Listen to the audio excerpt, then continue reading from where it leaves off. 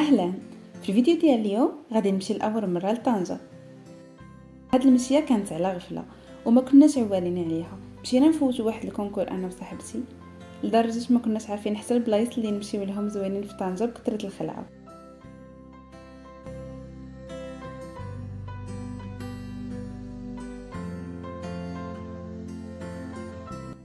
فوتنا وكملنا وخرجنا ناشطين الحمد لله.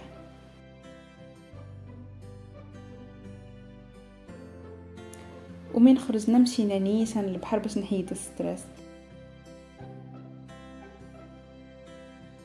دابا عاد بانت لنا طنجة شحال زوينه تبارك الله، ما شاء الله كبيره وزوينه بزاف، وكاع العيا وتماره ديال 12 ساعه ديال الطريق كيمشي قدام البحر.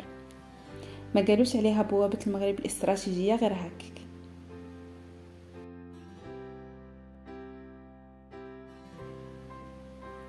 مشينا لتحت 9 ابريل.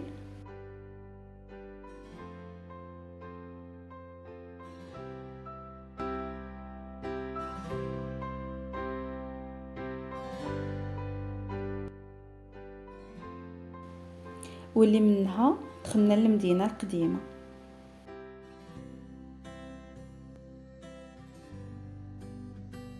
كنظن هذه اكثر بلاصه نقدر نبقى ندور فيها وما نعياش.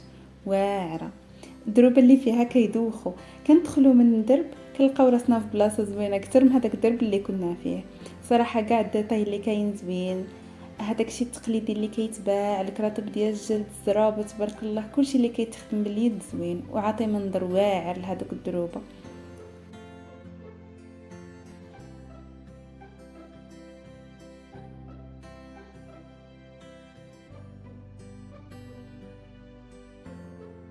بقينا كنتمشى ولقينا راسنا في قصر المرشان.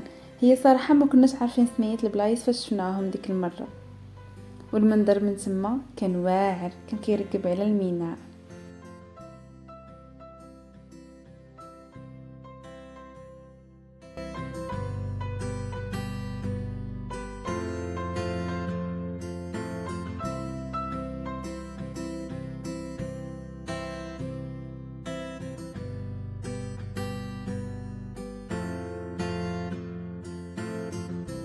رجعنا دخلنا ولقينا واحد البازار كتبيع فيه واحد البنت ظريفه بزاف، ووراتنا كيفاش انه في هذاك المحل مولات المحل كتخيط حرفيا بياسه وحده، يعني يونيك، اللي غادي تشريها غادي تلبسها غير هي.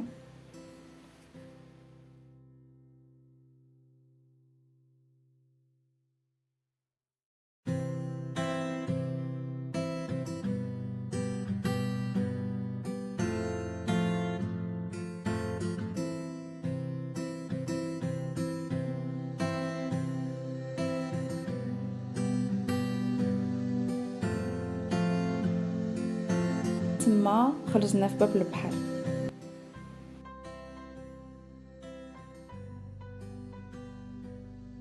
بلاصه كتركب على البحر وعلى الميناء، الفيو فيها واعره. صراحه غادي تشوفوني كنستعمل كلمه واعره في الفيديو حيت فريمون ما كاينش شي كلمه اخرى تقدر تعبر على الجمال ديال هاد البلايص. واعرين بزاف، ما سخيناش نحودو منها. ومن بعد مشينا لاكثر قهوه معروفه في طنجة، قهوه الحافه. المنظر فيها خيالي، واعر حرفيا، كيركب على البحر والقهوه عاليه بزاف، كيسان ديال اتاي، وهذا المنظر حياه. ما مشيناش لبزاف بلايص معروفين في طنجة، مغارة هرقل والنقطه اللي كيتلاقى فيها البحر الابيض المتوسط المحيط الاطلسي، حيت ما كانش عندنا الوقت وما كناش عوالين. وهذا الشيء اللي كاين. كنتمنى يعجبكم الفيديو، وكنتمنى تجربوا اي حاجه جاتكم في بالكم.